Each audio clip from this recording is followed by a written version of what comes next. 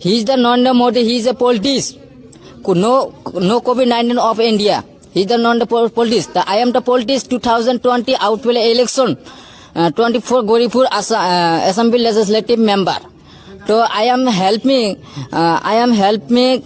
giving the rise.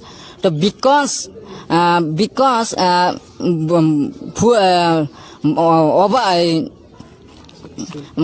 full flat. I am to help me because so giving the lockdown. So better poor people, very poor people. Where are you? Better what will do?